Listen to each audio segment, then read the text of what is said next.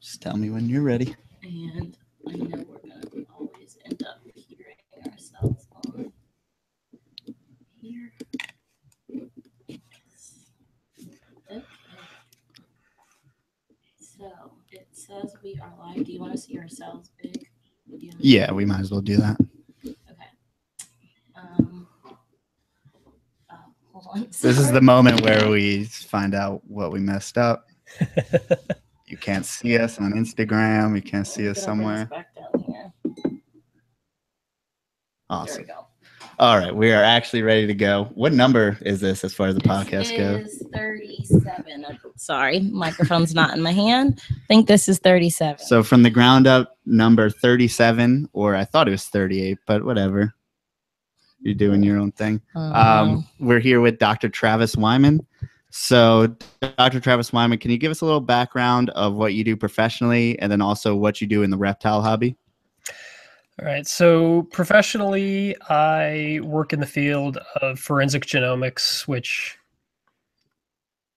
probably a little bit too detailed to go into in depth, but basically I just do genetic research on things, do a lot of in-depth high sequencing on next generation sequencing platforms.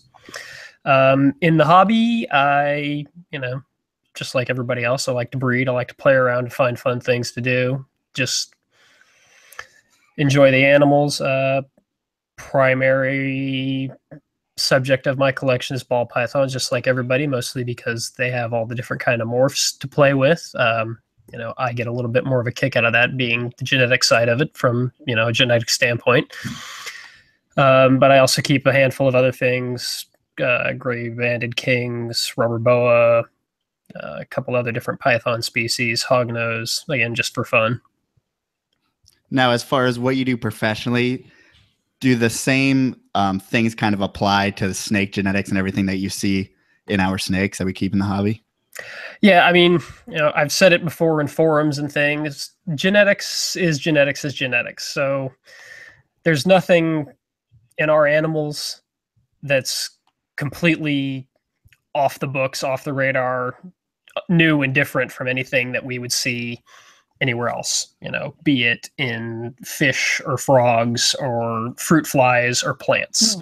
Now, the extent to which you might see it could be a little bit different. Obviously what you see in the genetics of a bacteria is not going to apply one-to-one to, say, a snake, but the fundamentals are still there. If you have a gene and it gets turned on, you're not just turning on one gene and one gene only. There will be downstream effects. They can have a play in different other genes. You get the same thing in bacteria, plants, fish, birds, snakes, dogs, people. Okay, so I mean, then it's pretty much across the board. So how did you go from someone in college studying genetics? Were you always interested in it, or how'd you go from there, or did you see the hobby before that as far as reptiles go? Well, I've been into reptiles since I was, knee high.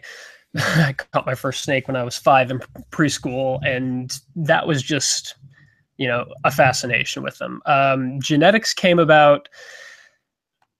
I've always been into biology. The more I went through school, as I went up, I kind of took the feeling that the smaller you went in study, then the more opportunities you would have in the ability to study things. So if you study just basic biology in terms of career paths, there's not exactly a ton of different directions that you could go. But if you move smaller down and get down to the genetics level, then you can move up anywhere. So with genetics, if I wanted to move up to animal biology, I could, or plant biology, I could, or cancer biology, I could. If I just decided to, shoehorn myself into, basic biology, I could maybe end up as a vet. But if you try to go from a vet down to genetics, it's a harder step. So I took the genetics aspect of it. My undergraduate studies were in genetics and microbiology, and my PhD is actually in microbial molecular genetics. Whoa. But again, it's taking that, at that base level, then you can step up or step around. And then, I took it up to, the metagenomic level. And that's, how I ended up doing, the forensic genomic stuff that I do, which encompasses a couple of different fields. Okay, and luckily, snakes offer so much stuff as genetics. People have been working with all the genetics in the hobby and stuff like that. So I don't think people kind of understand even how mutations happen. So, even in the wild, an egg who seems like a spontaneous mutation. Why does that happen, and how exactly does that happen? Well, the genetics that are happening aren't happening in the egg. They're actually happening in the parent animal. And so when you have, you've basically got two types of cell division, which some of us may remember from our basic biology classes. You have mitosis, which is just where your cells divide into, and then those cells can divide into, and those cells can divide into. And they have, each time that happens, the daughter cells have a full complement of genetic package. Then there's meiosis, where first the cells divide in two, and then those cells split again. But that second split, they go from having, your full genetic package of 2 copies of each chromosome to a half genetic package, 1 copy of each chromosome. And it's those gametes then, the sperm and the eggs, where you get some type of, mutation. It may be just a single letter change in the DNA. It may be that a fragment of the DNA breaks or gets flipped around. And that's where your mutation comes in. And then it gets passed on from the parent to the offspring. And then basically what would a successful mutation living in the wild would obviously be passed on generation to generation. Right. And that's how you get, populations of melanistic animals. Yeah. And that, that comes about through, first you get the mutation event, which causes the mutation. And then you have the evolutionary selective pressure, where, if you have, say, your pepper moth is the classic example, you get a moth that's black because of a mutation, and then that moth is more selectively fit because it blends in with the trees that are stained from coal dust, which are black now. So because it's blending in, it doesn't get eaten. And it's more likely to then find a mate and breed. And then those babies are more likely to be black because of the mutation. And that was in the parent. Yeah, that was in the parent. And then it keeps passing along. Then you start getting a higher concentration of the black individuals, and that gives you a population effect. And we see that in all kinds of different species. In deserts, there are, out in the Southwest, you've got volcanic cones, and you get mice around those volcano cones. Now, the volcano cones are black, and the mice are normally sand colored to blend in with the sand. But around those volcanic cones, the mice are black. Whoa. And it's the same type of thing. They're black because a mutation has occurred that causes them to change their coat color. The black ones blend in. If you have that sandy white colored mouse, it sticks out like a sore thumb against the black background of the volcanic cone. And then the opposite is true. If one of those black mice makes a break for it out into the open desert and tries to live, now it sticks out. So how often do these mutations happen in the wild, in order to start these processes? That's a little bit more complicated math. On average, you could say that just a spontaneous mutation occurs about once every 100,000 to million letters in the DNA. Now, a lot of times those are just silent and they don't mean a lot. But you also have to consider, the number of sperm and egg that are produced are in pretty high numbers. True. So pretty much every gamete cell that you have is probably carrying some type of mutation. Now, whether that mutation is a viable mutation or a silent mutation is a whole other ball of wax. A lot of those are going to be silent. You're not going to see them. They don't change anything majorly. Then there's a whole other category of them where the way they delete the gene or mess up the gene basically kills the animal or the embryo before it can develop after fertilization. How do we get so lucky, say, with ball pythons, that we have so many genes that only affect color and pattern and don't really affect much of any of the other processes with the animal or internally at all. You stole my question.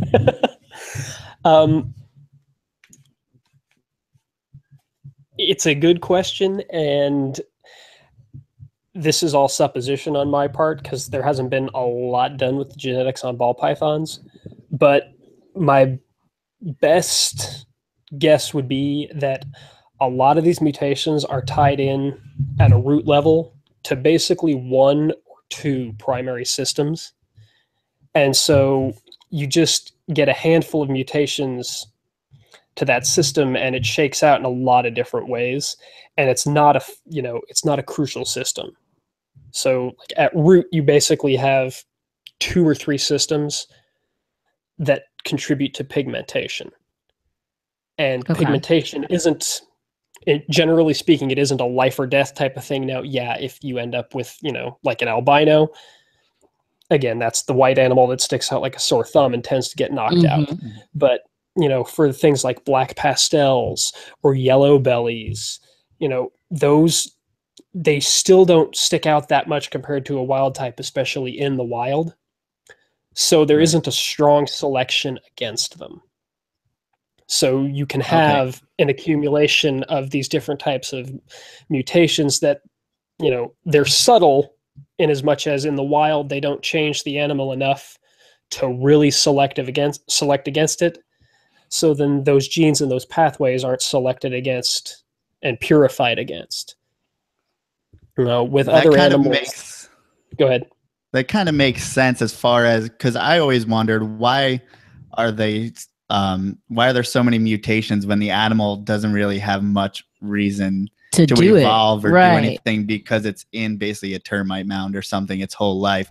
But the fact is that actually allows all those mutations, I guess, to survive, especially a black pastel, which is still within like the normal coloration of a ball python. Yeah. So when there's not anything selecting against you in a strong way, then the mutation can persist and just keep doing. Right. And if there isn't something selecting against that family of mutations, that's why you've got black pastel and cinnamon and het red and lorry and Huffman. You can get different mutations there because the gene itself, there isn't any real purifying process going against it. If you had strong selection against it, you wouldn't see all these different kinds of mutations. Okay, now that we're talking about that, I want to talk about more specifically to the palmetto, as far as this is a snake that is obviously really far away from the normal coloration of a corn snake. So, hatched out of an egg with these red kind of blotches. What causes it? It seems like a leucistic, but it almost is like incompletely leucistic, if that makes any sense, meaning like the normal coloration goes through and kind of like paint splatters. What's going on there, like genetically, to make that happen? Okay, this is now I'm not as fully versed in colubrid genetics because I don't, do a lot of colubrid breeding, but my suspicion is that palmetto is probably most analogous to like the fire gene in ball pythons. It is a leucism gene, but and this is probably going to blow up in all the wrong ways. I'm inclined to think that it's probably more a piebaldism gene that's just a lot more extreme. And that's why you still see fragmentary pigmentation in these animals, is because, if you think about it as being a piebald gene now, you can understand why there would be patches of white, but still patches of coloration. And that coloration is disrupted because of the way it's laid down in a piebald manner. And then when you look at the fired, mutation in ball pythons, the super fires or the more extreme ones like the sauce and the lemonback, it's such an extreme version of piebaldism that they basically end up all white. But then you look at sometimes get those yellow little splotches. Right. And if you look at the more mild versions like the vanilla and the disco, or especially the combinations of like fire and disco or fire and vanilla, Then you see what is almost true piebaldism, where they've got the white blotches, but they've also got the patterning blotches. And I think, you see that in some other species too, the retics. You've got the cow retic.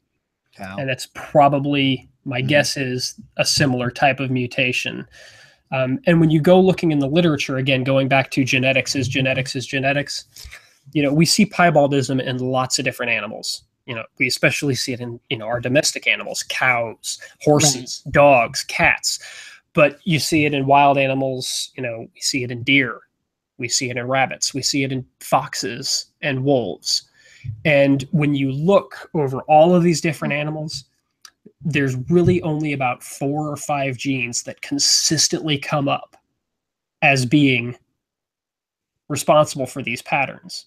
And in like deer, there are 3 very specific types of piebaldism, and you can tell even at a distance, once once you've gone into the deep literature, you can tell that they are expressed differently. There's one that's expressed stronger towards the tail than it is towards the head.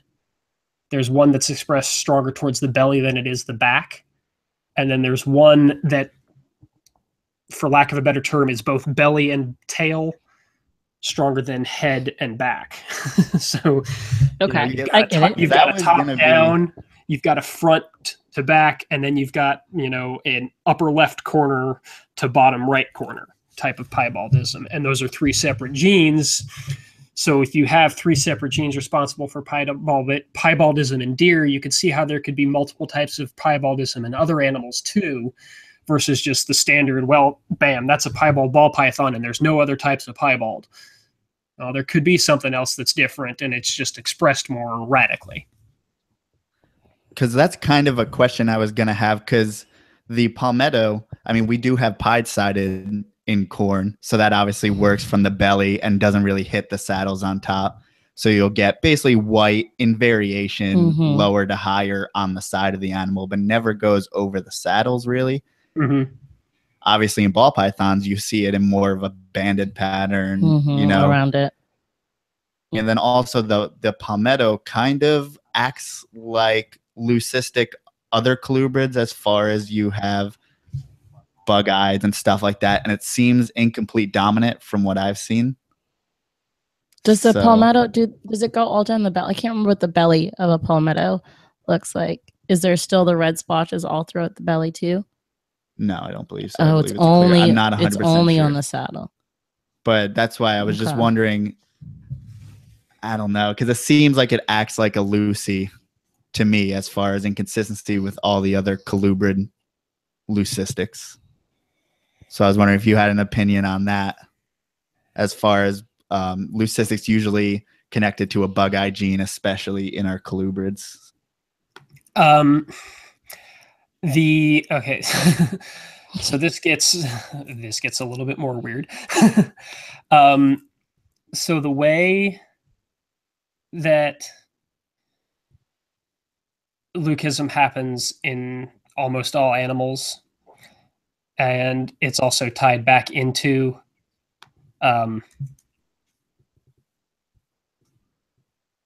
the piebaldism, is in how melanocytes are laid down. Melanocytes don't just act only as pigment genes. A lot of times they act as, like either traffic cops or pathfinders, where they direct other cells to move along. And if something happens to cause a defect in the function or formation of the melanocyte, then the way other genes react and other proteins fold and function can be disrupted. And so when you have a situation like that, where the basement layer of the eye is dependent on melanocyte direction, if you have a mutation that messes up the melanocytes, you then, as a side effect, have a mutation that causes a disruption in how the cells for the eye formation are laid out, which can give you that bug eye effect. So does that happen stronger in piebald genes or, your Lucy's? as far as It's the not that- melanocytes, they're obviously affected with other genes, correct? Yeah, well, it's like a direct effect of their. In genetics we would call this a secondary phenotype or an extended phenotype. So the main phenotype that you see would be the leucism or the piebaldism, but as a secondary effect, you're also messing up that eyeball formation, which is why it, you get the bug eye. But it is a direct effect of the piebald or the leucism mutation. Now, why it only happens some of the time is because, as I mentioned before, you don't just have one gene acting independent of the world. Your one gene trips out, which causes a handful of other genes to cascade differently, which will cause, each of those have a handful. So by the time you're done, you've got 20, 30, 50 genes misbehaving to some degree or other. And it's kind of like turning, volume up in one area and down in another area and shifting your levels. If you do it wrong intentionally, you can really screw stuff up. But if you just twist here and there a little bit, you're not necessarily going to throw your levels out so bad that everything is impossible to hear, see, and understand.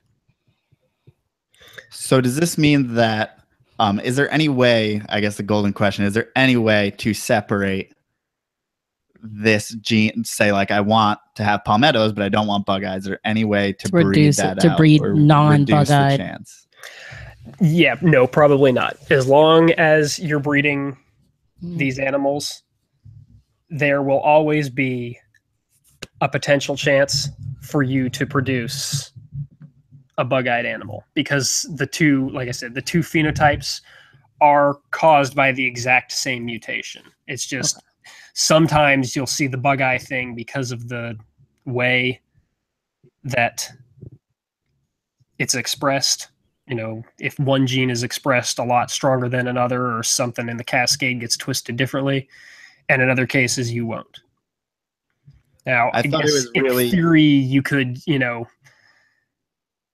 over years and years and years of selective breeding, you could try and get different mutations to all of the genes involved that would stack your odds in favor of the bug eyes being really, really, really, really, really, really rare. But, with all the different potential genes involved, with all the different potential genes involved, the odds of being able to select all of the different alleles for all of those different genes to give you the perfect chance to never, ever, ever, ever hit the bug eye, you're bordering on the, throw a rock up in the air and it'll never come down type of odds. So I thought it was good how you explained it before when we talked, as far as genetics can sometimes be a dimmer. So as far as, because we see a lot of variance as far as the degree of bug-eyedness, if that was a word. But so, there's some that are really bad and some that don't. And people tend to cull the ones with really bad ones, thinking that they're getting them out of the gene pool. But I mean, at the end of the day, they all share the same genes, don't they? Because they're out of the same clutch. Yeah. Am I right on that? I mean, yes and no. Like I said earlier on, talking about, how mutations occur, basically every sperm or every egg is going to carry some mutation. So, the one that you throw away or cull out, it's going to have some genes that are different than all of its siblings. But at the end of the day, culling that one out doesn't mean that you've culled out the problem genes for the bug eyes, because the problem gene for the bug eye is directly that piebald gene or that leucism gene. So just because you do that only doesn't mean you're stopping it. The nature of moving around pigment, and it's going to happen, just because you threw that away. It's just how it happened. The mutation, the genes happen to work in that one, but it can happen just as much with another one. Right. And, if you can think about, again, going back to ball pythons, and I know that this started with colubrids, but ball pythons are just one of the more. It's real. Everyone understands. Because everybody usually understands ball pythons. So we see the bug eye phenomena in the blue-eyed Lucy group. Okay, especially with super lessers and super butters. It happens really consistency with those. But when you start looking at things like the Mojave butters or the super Mojaves, the super Russos, you know, and then keep scaling it back, it's the ones that are more extreme example that are more prone to causing the bug eye. And that goes back to that dimmer switch concept. The stronger the mutation, the worse off the melanocytes are. So the greater the likelihood that your negative effect is going to be amplified. But if you're looking at something like the Mojaves or the Russos or the Phantoms, those mutations are much less extreme.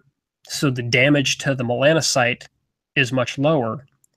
So the likelihood of the bug eye phenomenon is lower because the dimmer switch isn't cranked as high as you're moving along through the pathways.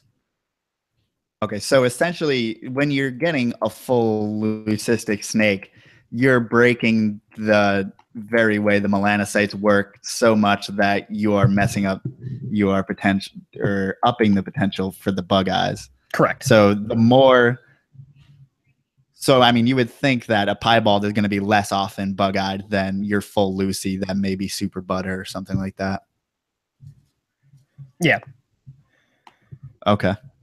I mean, that makes sense. So what we're doing right now in the corn snake hobby is back to we're taking the palmettos and we're breeding them to wild caughts, saying, you know, this is going, it's all a matter of inbreeding is why we're getting these eye problems, even though everything's recessive anyway, so everything shares the parents. Inbreeding's going to happen. Like but so this is generally, we're wasting our time with the by trying wild to do caught it the stuff. wild.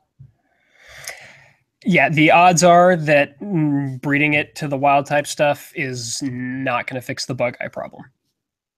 The odds are that the bug eye problem is intimately tied in, and it's a direct cause of the Palmetto mutation itself.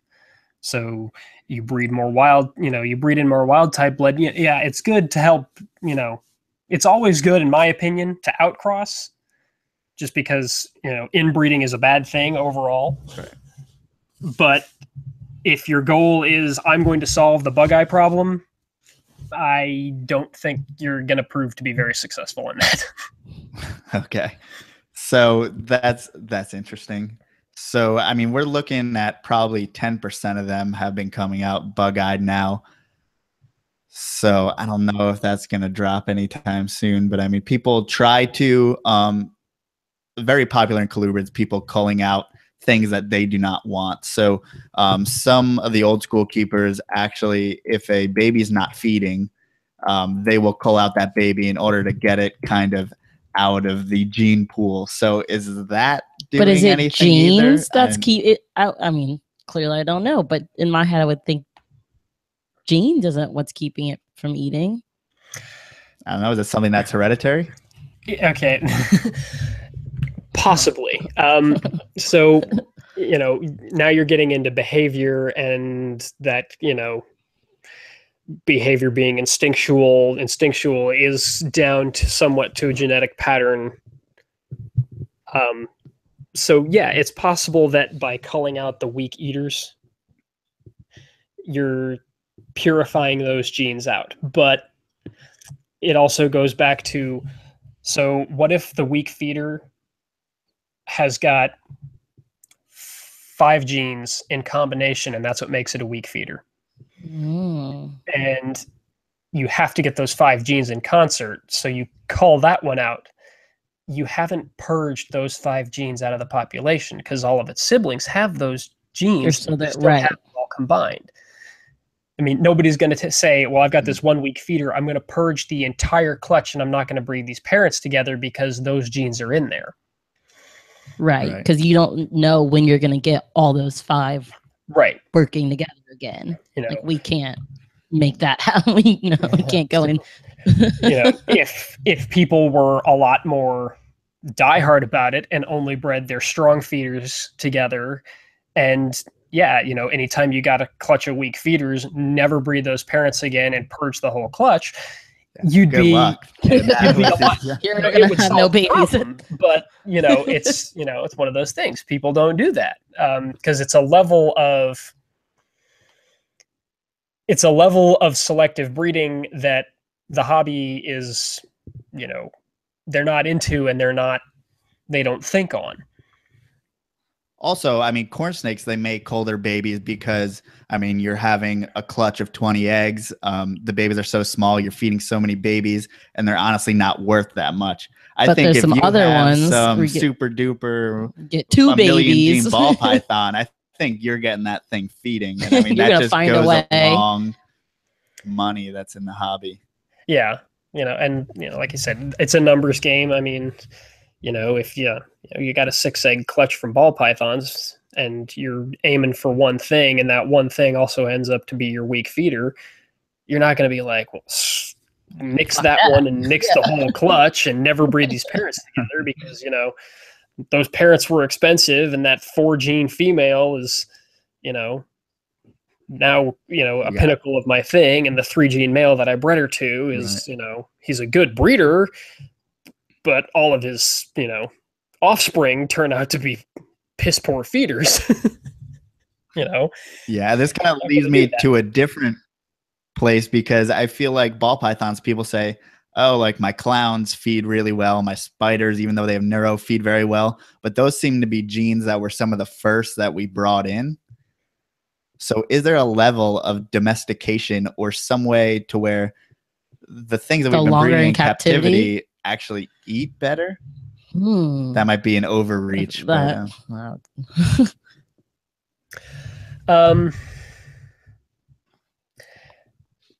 domestication of snakes is a real hot topic. So I agree. Domestication is not an instantaneous process.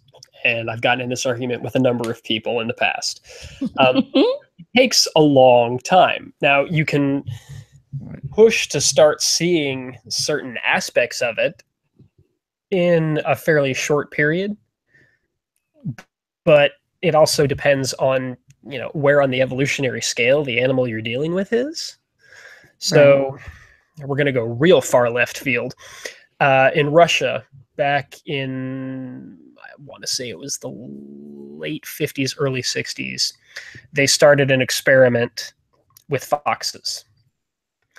And basically, they would, breed foxes together, and then they'd reach into the cage, and whichever one came over and was friendly, they'd take that one, and then they'd put it in a cage with all the other ones that would do that, and then they'd breed those ones, and they kept repeating that cycle. Ones. Yeah. Okay. And they have been doing that consistently since this experiment started. So we're going on like 40, 50 years here. Whoa. And if you look at the outcome of those animals now, we have foxes that are extremely gregarious. They're much more playful. They yip and they talk and they bark at you the same way, your domesticated dog would. They still look like foxes, except. But I had heard you're getting things like floppy ears and shorter snouts and stuff. That's what I was about to say. You do see some things like piebaldism, floppy ears, longer tails, some changes in facial structure, but when you look at the larger set of data, part of the reason that that's happening is when the scientists would go in and they'd stick their hand in the cage and the little fuzzy ones would come over to play. What if you get 3 of them that come over to play? Well, then you're going to be like, well, but this one's also cute. So that's the one that's right. So there's a second level of selection there. That's not just he's cute and fuzzy, or it's not just that he's playful and he comes over to me. It's also that he's cute and fuzzy, and I like him better than his sibling, who looks just like a wild fox, but is equally as playful and as gregarious. And it's like those things you're seeing, like the tails and the floppy ears. It's like someone who puts their hand in might like that more than the other person. You're line breeding also to a certain extent. Right. So you're selecting for these other mutations along the way. Now, that's probably similar to what we're seeing with a lot of these, like you're saying, the older morphs that have been in the hobby a long time. Spiders, spiders have been there, and then the spider that ate better, that was the one that got bred faster. And there's a selective pressure there too. If your snake eats really, really, really, really well, if you early on in the game, when the first spider is bred and you got a clutch that's half spiders and half normals, and you've got one of those baby spiders that's just eaten like a horse, that's the one you're going to keep, and that's the one that's going to get bred first. And this goes then back to do you call the poor feeder in the entire clutch? Right. No, well, you don't necessarily have to cull it, because what the flip side is, well, you've got that strong feeder, he gets up to size faster, you breed him. Now you have you breed him to 3 females. Now you have 3 females that are gravid with genes from that good feeder. And then the babies from that, the ones that are strong feeders, are the ones that you're going to keep back for yourself, and you're going to sell off the weaker feeders. And, then, since Nerd is the originator of spider, think about the hundreds of thousands of animals that Kevin has that he's been cycling through. He's sort of inadvertently been selecting for the strong feeder. And then by the time it hits the market, all the spiders that Kevin's releasing are these strong feeder spiders. And then, yeah, I mean, that's kind of something that I talk to people about, is like, you see that adult female, that that's going to not be a good feeder or not be good at producing. And I mean, the ones that consistently produce, people just breed them and turn them out a lot more. Right, quickly. Yeah. Well, it depends on where it's coming from. I mean, yeah, for the most part, I would agree with you. But especially if it's coming from like a larger breeder. But, sometimes the smaller hobby breeders, I'd be one of them. I just sold off a 10-egg producing girl because she was a single. And, she was a powerful breeder. She was a strong breeder for me. But I've got 3 of her daughters, and they're all breeding size too. And so you don't need her. They're all multi-genes. So it's like, well, why do I need a single gene girl when I have a triple gene and 2 quad gene girls from her as well? Right. And yeah, I mean, so I've got the genetics of both the morph plus other morphs, and they're all beasts when it comes to feeding. So they've got the same strong feed response that she has, and they've got the same good size that she has. So, I let her go because it makes more sense for me to then free up her tub, and I can, and breed those girls. Right, and I can move something else up, and I've still got her genetics in my thing. So me selling off, one of those big breeder female girls, that's a little bit less likely that she's a problem animal. But in a bigger situation, that's, the hobby's evolving. Yeah. In that way, as far as when I first started knowing at least a little bit about ball pythons, adult female normals were still like gold, very coveted, just because it was something that would turn out more animals. When ball pythons, you could have put a super pastel to that girl and gotten all pastels, which were like $2,500 at the time or something. So I think that, if you're seeing that one gene animal, sometimes that's just the hobby's moving on. And then, the lower end guys will get the single gene, and then, and then they can goes start up the ladder. Yeah, they get to start off with theirs. So what kind of genes do you work with? I've got a bunch of stuff. I'm pretty strong with some Orange Dream stuff right now. I have a crazy male who is an ivory butter Orange Dream pastel. Whoa. And he's given me some good stuff. I have from him let me see if I can get this right. Butter Orange Dream pastel Woma yellow belly. I have a How butter. do you even remember all of that? I feel like you gotta create an acronym. Yeah. For your snakes. I have a butter Enchi Orange Dream pastel yellow belly. I just hatched a clutch from him to a Lemon Blast, where I have either a pastel Orange Dream pinstripe yellow belly or maybe a super pastel Orange Dream pinstripe yellow belly. I have 2 at least super Emperor pins that are also yellow belly, possibly Orange Dream. I can't tell because they haven't shed out yet. Yeah, and then I have a couple of other, just smaller projects that I'm working on. I've got a Candino Woma project that I'm working on. What else? So this is kind of brings me. I wonder your opinion on. I mean, I've seen the corn snake market turn into. I don't know what the hell I have because there's just so many genes out there, and with corn snakes, a lot of them are recessive, and we've been breeding possible hets for 30 years, so they're all kind of hidden in there. But is there going to be a point where you can't tell what your ball python is, and then there's just a ceiling as far as every ball python's like corn snakes? Every corn snake at this point is worth like $100 because you're like, I'm not going to breed all the genes out, and there seems to be things like motley and stripe, which are very dominant, and kind of if you have 5 genes in the animal, they kind of all look the same. It just blends eventually. Yeah. Yeah, I mean, I think we'll probably, I think we're starting to see that a lot with ball pythons. I don't want to say a complete saturation, but I'm more inclined to say that we're seeing that because of what I'm seeing turning up in, big box stores. Really? When you think about, 5-10 years ago, you go to a big box store and basically all you had were the wild types. And now I'm seeing,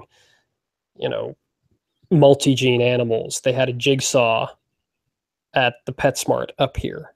I've seen bananas. I just saw on a forum the other day that somebody found a super stripe. So when those at Petco? At Petco.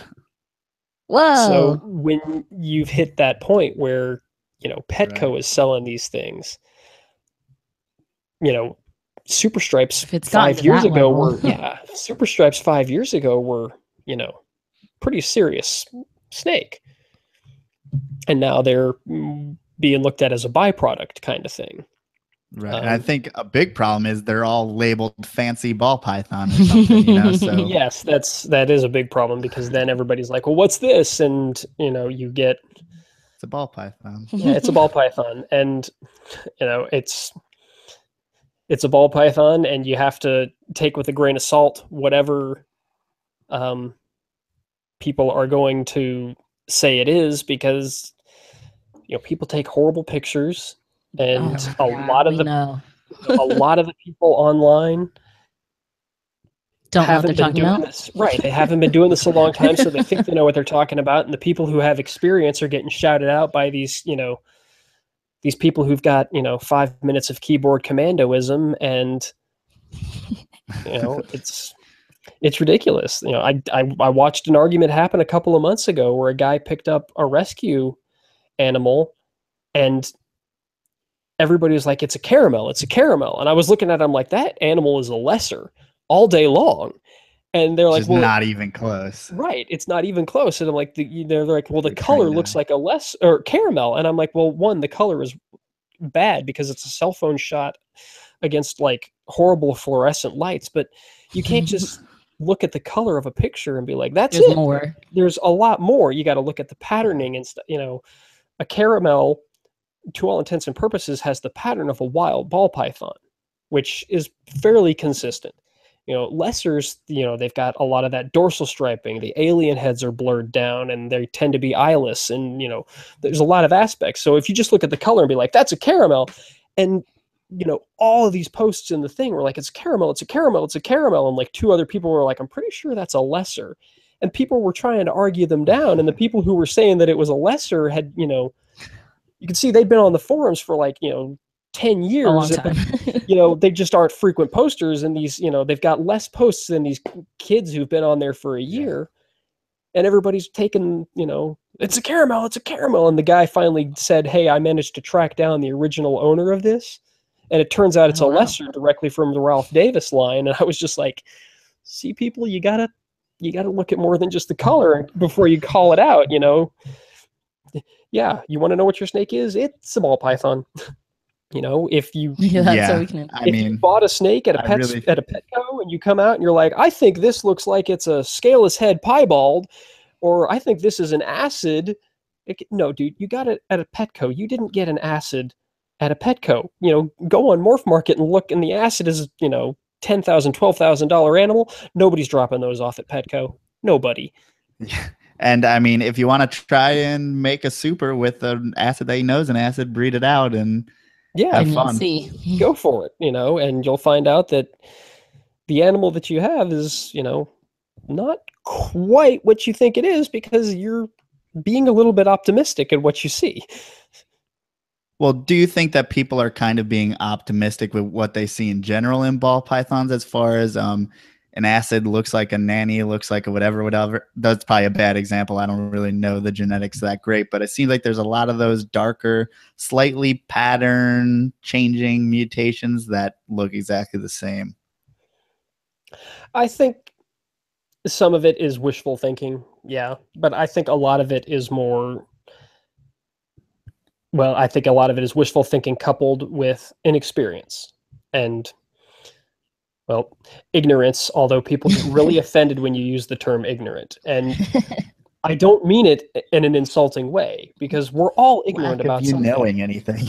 Yeah, I mean, that ignorance merely means a lack of knowledge. It doesn't mean that you're stupid. It doesn't mean that you're an idiot. It just means that you don't have the knowledge. So you have to acquire the knowledge base, I'm ignorant about a great many things. I couldn't pick up a violin right now and try and play it because I'm ignorant about how to play a violin. And I own that. I know that. If I wanted to learn how to play a violin, I would take the time to learn. I would overcome my ignorance, And I think... But you don't go out there trying to teach people violin. Question. Right. I'm trying to ask a question for the past 10 minutes and you keep asking more. Okay. That's why you were pinching me, I guess. Yes, that's why I was pinching you. Sorry, there's questions that our viewers, listeners are asking, and I want to ask them. Okay. They might be, not PhD level questions, but they're questions people have. Someone said, I saw a snake that looked like it had no pattern until you put a UV light. What gene causes that, and what's different about those scales? Okay. Well, I'm going to shoot from the hip and guess they're talking about one of the leucistic snakes in ball pythons. Yeah. And that is... Okay, this is going to get... I'm trying to figure out a way to explain this so that it doesn't sound like complete cockamamie. Okay, pigmentation comes about through your melanocytes, which are black pigmentation cells. Your xanthan-containing cells, which can either contain yellow or red pigmentation. I mean, it's the same cell, but depending on the chemical makeup of the pigment, it's either red or yellow. Okay. And then you have a third structure, which are iridophores. They are basically cells packed with guanidine crystals. I'm so lost. You are speaking alien right now. It's weird, I know. So they're cells that are basically packed with molecular crystals. And iridophores are what? Prism. They make our snakes basically rainbow and stuff when people see a rainbow snake, right? In some respects, yes. Okay. But not in all respects. So these iridophores also, they act like prisms. That's what those crystals can do. So the way the pigment cells are stacked in your animal determines how the light comes through. So if you have like the yellow pigment cells over the iridophores, over the melanocytes, then the light comes in and the last thing it hits is the melanocyte, and basically you see all black. Now, if you remove the melanocyte and you just have the yellow and the crystalline structure, then it depends on how the light comes down and passes back through.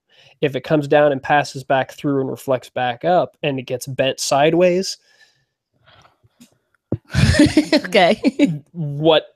instead of seeing yellow, you see green. Wow. Because of how the light is bent. Just the way. So this is the classic. You're not actually seeing a color. You're seeing the reflection. Right. You're seeing the reflection of the light. So in the leucistic snakes, when you're messing up the pigment delivery system, you basically strip out the deposition of the dark cells and the yellow cells, but you still have those crystal pattern cells in there. And so the layer is just the crystals? The crystals are under there. So when you put a black light on it, what you're seeing is the pattern that's laid down based on how those crystal cells are deposited. Okay. I'm trying to make my brain think I understand. Think of it as like mirrors and glass. Okay. Okay. If you have like 1,000 little mirrors and 1,000 little glass pieces, and you shift them all around, and then you put a piece of not fully white paper on top of them, but like contact paper. You can get some light through it, but not much. Right. If you look down on it just from above initially, all you're going to see is that sort of the light color of the contact paper. But if you put a bright light down, when the light goes down and hits the mirror piece and reflects back up, you're going to see a brighter spot under the contact paper versus if it's just hitting a glass piece. And that's what the UV does, is it's acting like it's hitting the mirror ones and bouncing it back up, and that's what's giving you the pattern where it's still passing through the glass pieces. Does that make a bit more sense? Yes. And then kind of in, we're seeing in some of the scaleless corns, some mutations are, I guess, in the scale. I don't know if you can explain this, but are there crystals if it's still scaleless? Well, what I'm saying is that some mutations show up, and we're seeing that some may be created in the scales themselves somehow on the top layer, to where it's scaleless. It doesn't really show up. The color doesn't show up because it was in the scales. If that makes any sense. Right, and that's because the deposition of the pigment cell in those is in the scale and not in the more basal layer of the skin. Because Okay. I mean, you see, even especially with Texas rats, you see the natural Texas rat is kind of a nasty, muddy, black brownish color, and then it's scaleless and it's pure red and black, and yellow and black, and is very defined, all the pattern and stuff on it.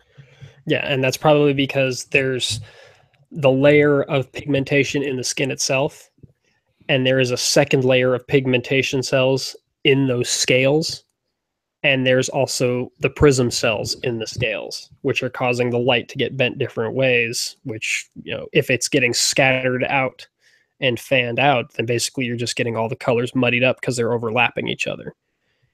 But if you strip away those mirrors and those prisms, it leaves you with, strip away the scales, it leaves you with that base pattern coloring. Which is why just scaleless have much more crisp pattern in pretty much anything we have scaleless at this point, which is super cool. But kind of changing gears, I was wondering if you knew what I tend to see in the hobby, making kind of a generalization, is you see a lot of ball pythons with incomplete dominant mutations, and you see a lot of the colubrid species with more recessive mutations. Is there any reason why they would be predisposed to more of one or the other?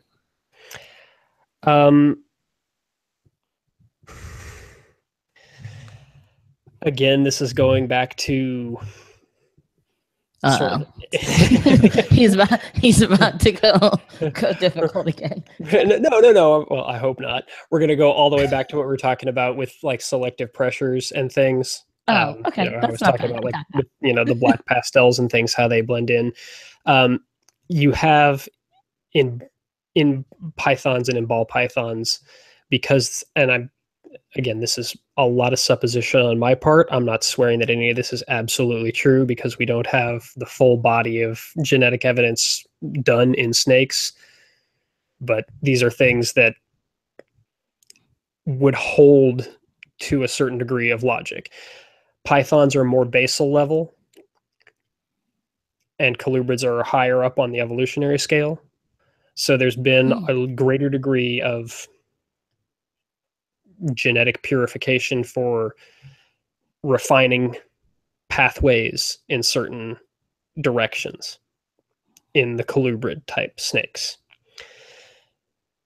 Because of that, mutations that would be incompletely dominant or dominant are going to have a tendency to be selected against more in a more highly evolved animal because they have gone through a greater degree of evolution, which has also put them through a greater degree of selective pressure. It's just been it's been chosen out more. Right. So the likelihood that that gene or that set of mutations is purged because they are detrimental is higher because those animals have been exposed to a greater degree of purifying pressure. You know, with the ball pythons, with the carpet pythons, with the Burmese pythons and the reticulated pythons, they found their niche, they found it early. And the genes, and they stuck with it. And the genes that they have, you know, the mutations that occurred in them that we see, they're not overly detrimental. Now, you know, why are they not overly detrimental? Well, you know, in retics, you're not seeing huge, you know, changes that cause massive pattern disruption that would make a retic stick out too terribly much. Now, yeah, when you start stacking things together, you get, you know, all white orange snakes or all blue, you know, but just the base level individual mutations aren't that different. Right. They're not enough to cause them to stick out enough.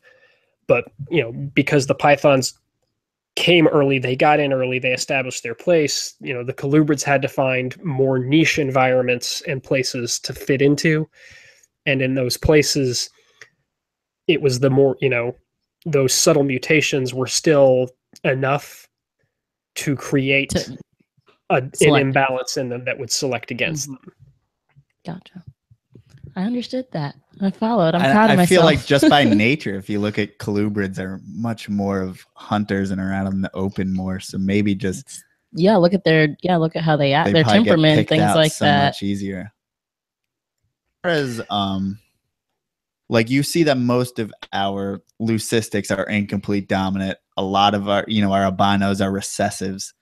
On like the DNA level, why is that generally a rule for albinos, or just so meaning like for leucistics are generally incomplete dominant from what we see in our hobby, and then albinos are typically recessive. It's okay, that's more down to the nature of the mutation, and it's going to be it's going to be different for each thing. So with albinism, you're dealing with a pathway where you need a specific enzyme to be formed very early on. You know, like a T- albino, literally the mutation that happens is to an enzyme that is required for the very first step of the process to go. So if you can't make that enzyme, the path won't happen and you won't create your dark colored melanin. Now, creating that enzyme, you have two genes, one from your mom, one from your dad. If you lose one of those genes, you're still creating the enzyme from the other gene. That confused me a little. Oh, I stopped. I was lost. Okay, let me start again. Okay, so albino, you have a path, A to B, B to C, C to D. Okay. If I break the chain between A and B, I can never make it to D. Okay. There's one protein that lets me go from A to B, but I can make that two ways. I can make that from mom's gene or dad's gene. Now, normally it's being made by both of them, and it's being made in excess. So it's like, you know, I'm pouring 2 bottles of water into a cup, and the cup is overflowing. Now, if I take one of those bottles of water away, that's my het. But I'm still pouring the other bottle. I can still fill up the cup, right? Right. So it's still normal coloration. So it's still normal coloration. So that's what happens in albino. If I take both of the bottles away, I can't fill up the cup. Right. And that's where you get your albino. Right. Now, for something like a leucistic, what it's more likely is instead of just being a simple one protein, one problem type of thing, you're looking at how a structure comes together. So the gene that's created is like a Lego block. And you have to create a box using that Lego block. Now, if the block is, one of those 2x4 Legos, you can click 4 of those together to make a square. It's just going to be a weird looking square. Now, if we're just going to make the colors blue and pink for mom and dad, if you do 2 blue and 2 pink, or 4 blue, or 4 pink, or 3 blue and 1 pink, you still end up with that box shape. Right. You've got 1 gene from mom, 1 gene from dad. Now, if I have a mutation in one of those genes that instead of creating a 2x4 Lego block, I'm now creating a 2x3. That messes it up. Right. But I'm only making it from one parent. So I have some 2x4 and some 2x3. So some of my boxes are still going to be 4x4. Mm-hmm. But some of them are going to be 4x3. Right. And some of them are going to be 3x3. Just depending on the mixture. Right. Depending on the mixture. So if I have a mixture of 4x4, 4x3, and 3x3, I get that sort of blended look. It's not a complete mess up of the color and the pattern, but there's enough there that's causing a problem. And then when I get 2 of them together, I end up with only 3x3s. And now everything falls apart because if I don't have the 4x4, the little box doesn't fit right where it's supposed to. So, I mean, we tend to get kind of halfway there. The incomplete dominant phase of whatever's going to be a Lucy seems to be halfway there. If it's lesser, there's obviously a less melanin in that, correct? Or, we see that in a lot of the gray-banded king snakes. The leucistic, the het form, what they would call it, is washed out, and you're seeing, more of a washed out pattern and coloration there. So is that kind of like, it seems to get halfway there, if that makes any sense. Mm-hmm. Yeah. And that's, that's where the incomplete and incomplete dominant comes from. And I wish more people would stop and think about this instead of arguing, no, it's still co-dominant. No, it's incomplete dominant, because the phenotype that you're seeing is an incomplete expression of the full phenotype. So with the leucistics, the lesser is an incomplete form of the fully depigmented. It's partially depigmented. Which makes sense by the name. Yes. There you go. So that should be pretty obvious. I want to clear that up, see if my understanding semi-correct. So codominant would be you're mixing something blue with something yellow and you get something green, correct? So they work together to... Yes. And this is a long-standing argument that I've had with so many people. Codominant is not a specific, you can't just look at a gene and say that gene is codominant. You can't see the parents. Well, you have to be comparing it to a second gene. So, the classic easy example of this is blood types in people. If I have A blood,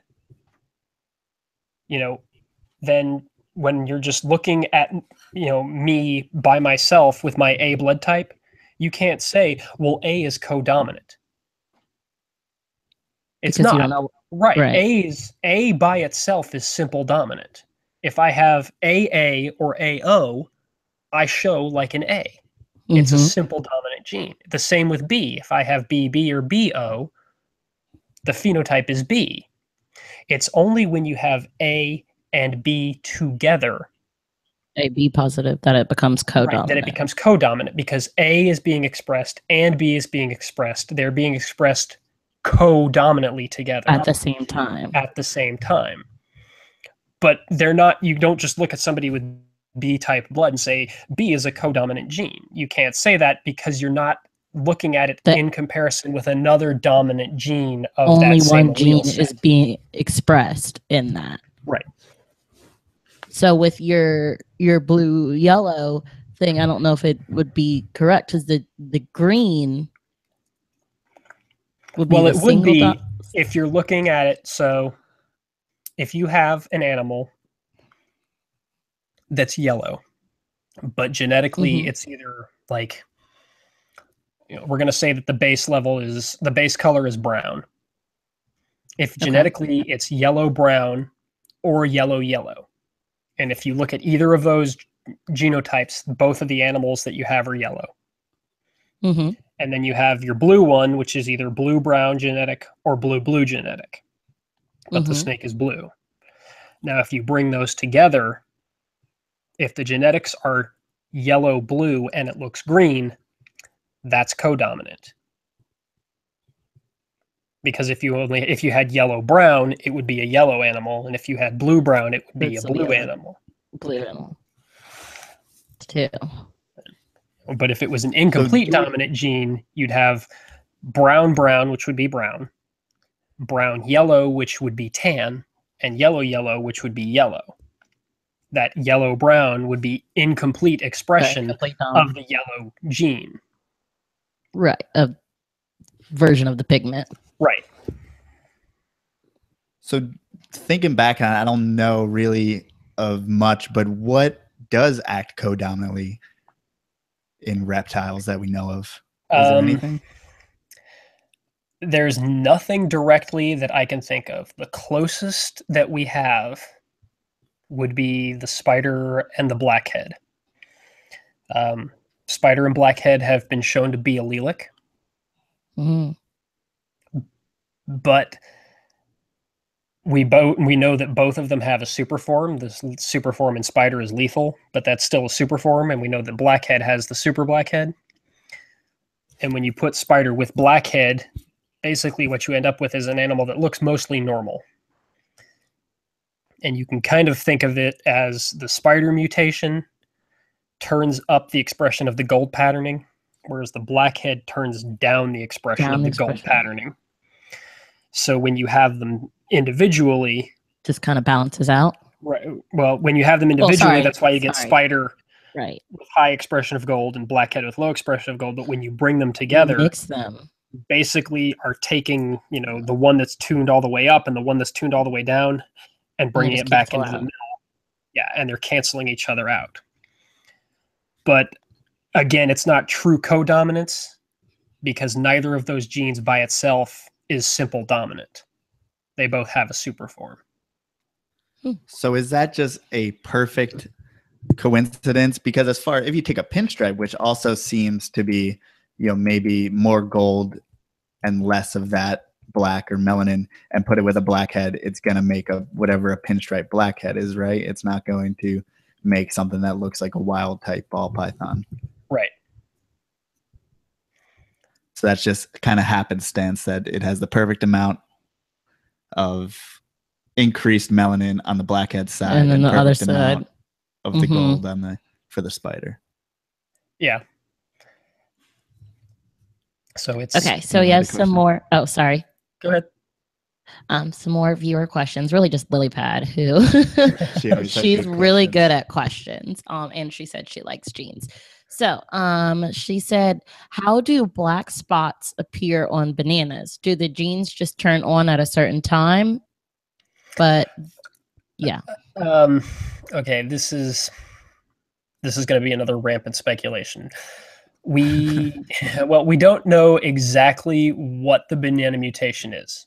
So saying why the black spot happens is, it's all going to be a bunch of mystic hand waving. But using a little bit of deductive reasoning here,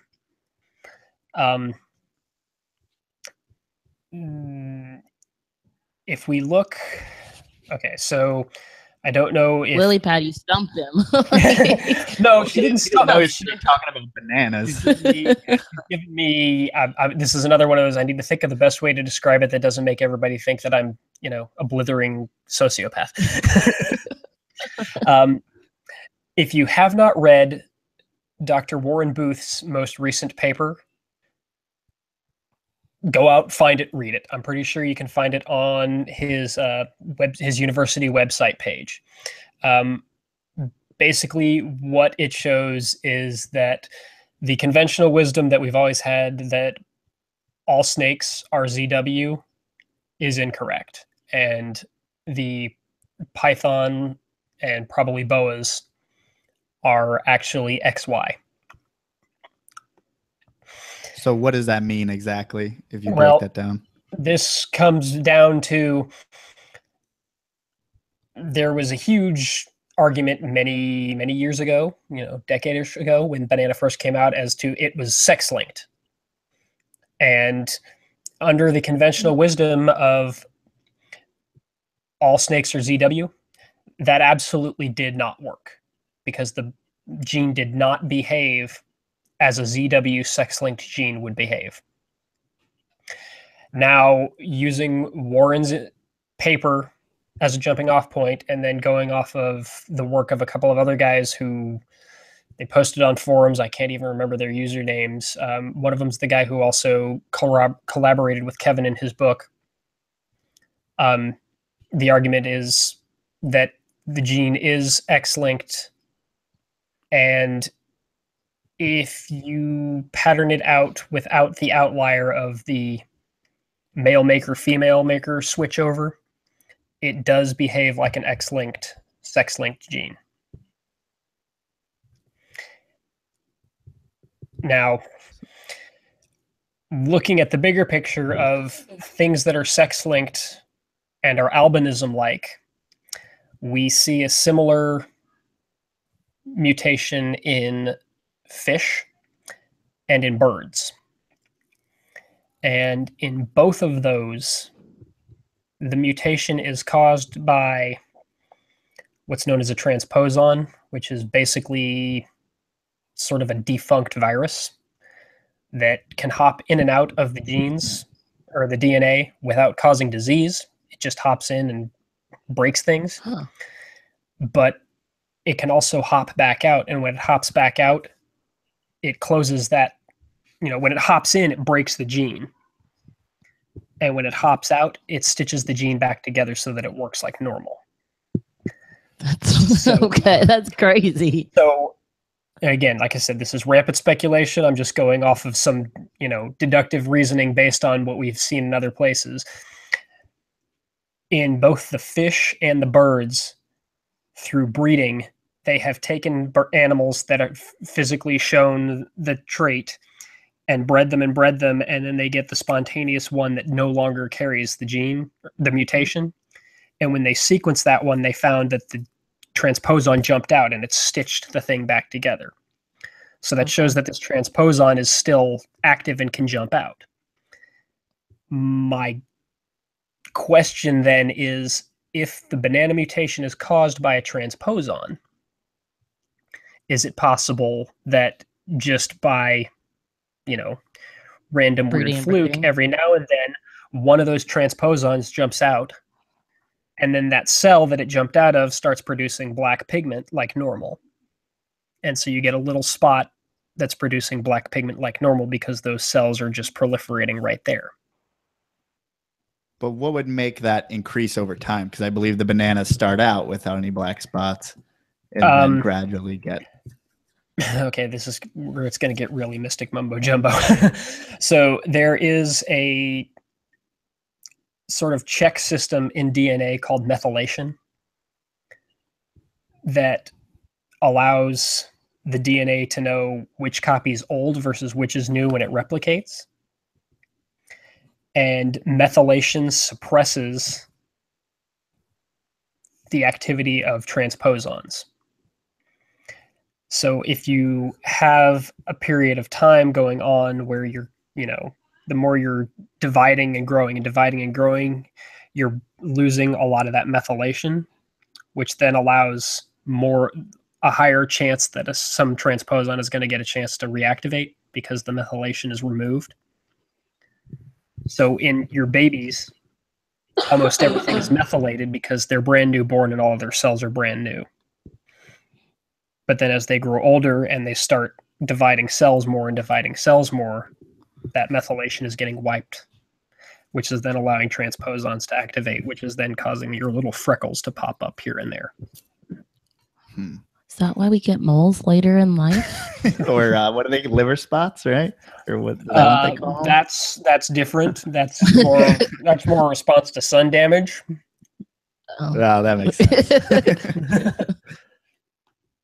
So our bananas are definitely not sun damaged. We certainly keep them in little boxes. They could be if you're keeping your banana outside in the sun.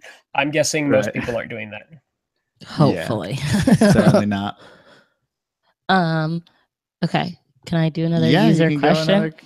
Okay. Someone said, are spiders too far gone to stop inbreeding and to stop the problems like head wobbling?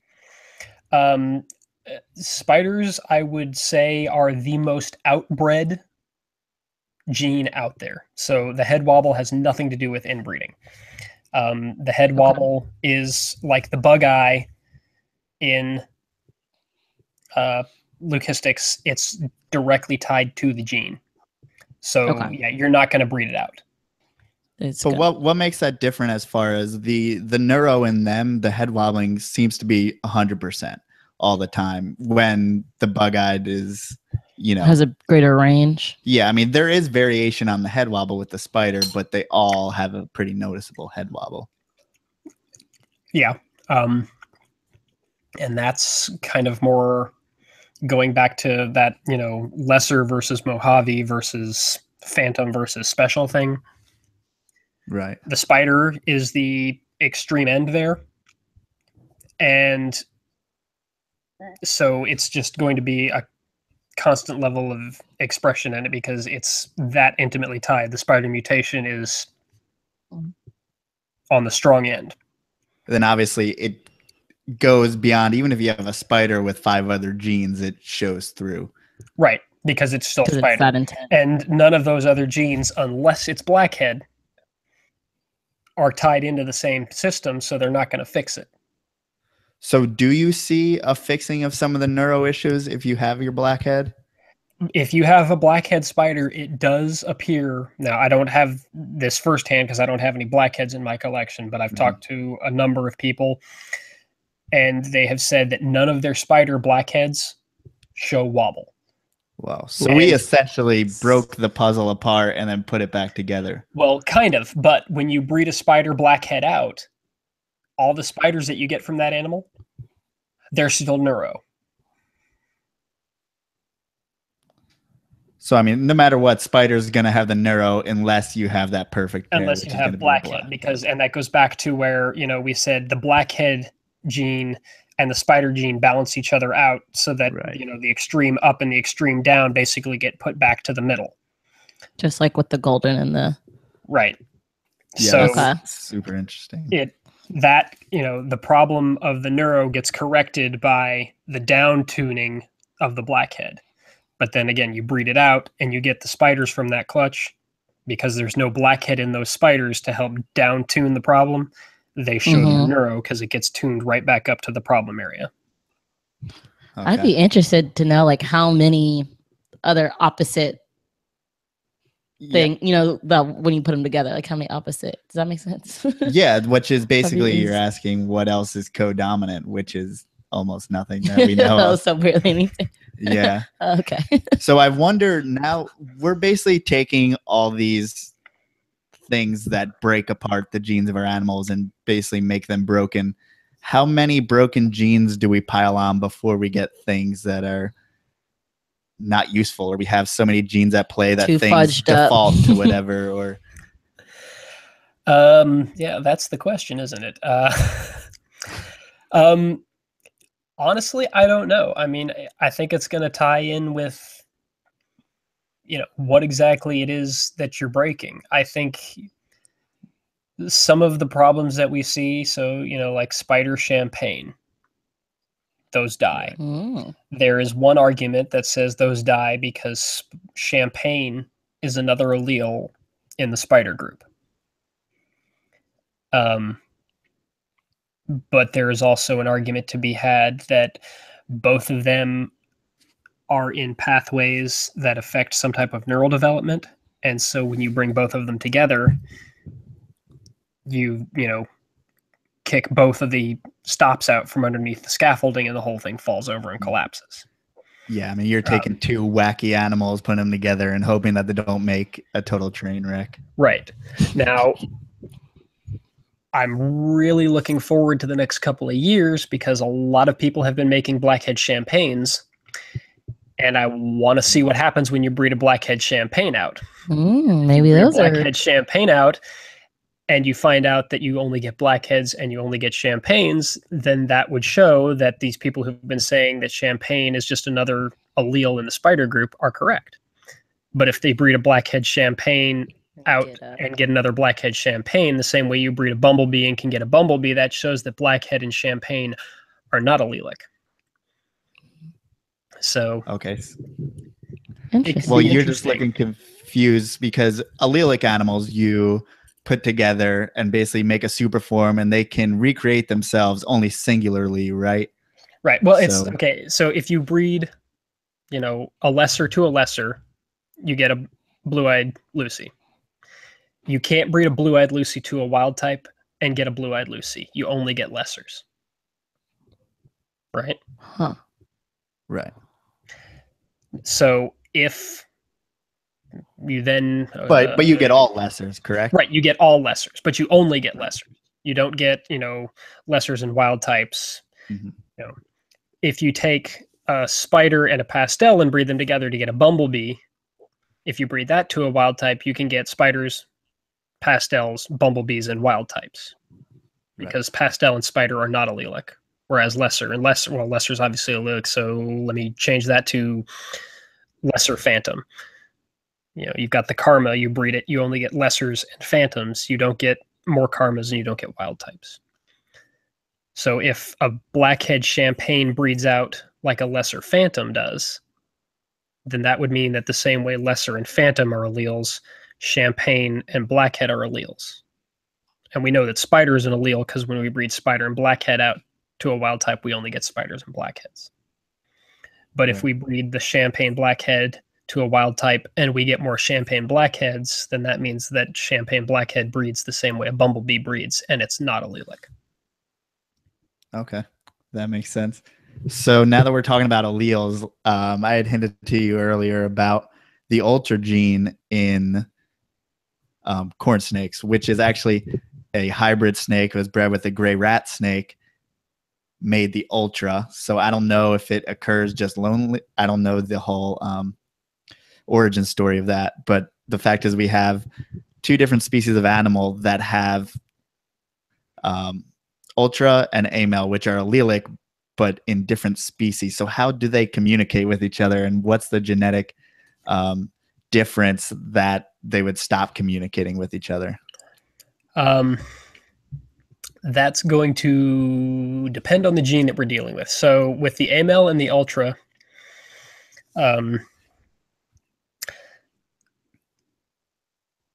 2 years ago, a group actually located the gene for amelanism in corn snakes. And it turns out it's not.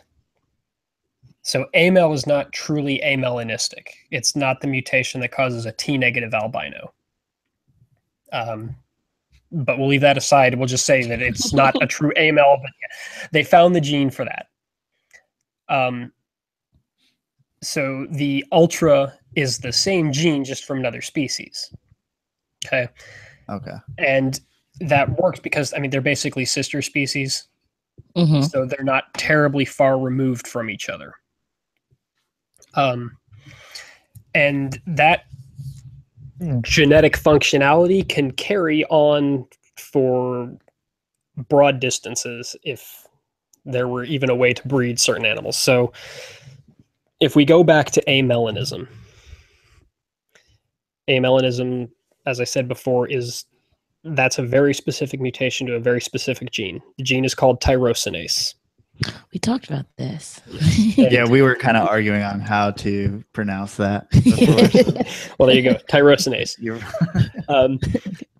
Tyrosinase is absolutely necessary to make melanin. So anything that has melanin has a tyrosinase gene. That means you have a tyrosinase gene, your dog has a tyrosinase gene, your cat, your fish, your bird.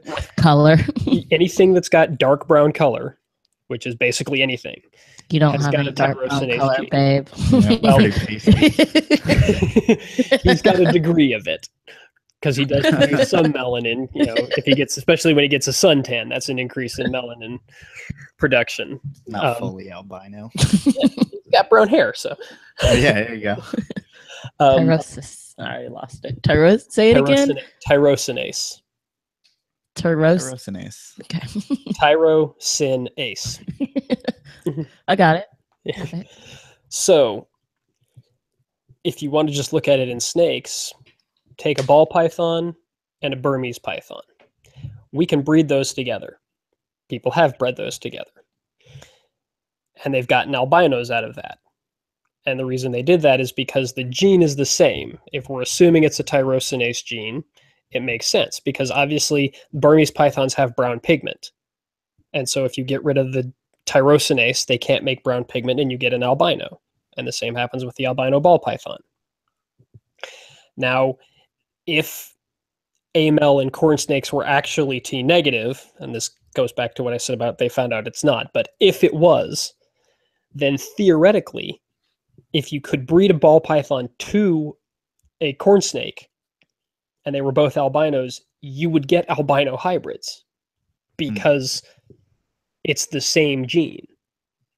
You just need to make sure that it's actually the same gene. We just don't call it the same gene in the... Which happens with a lot of things. The snake world we just call. Or, we make assumptions.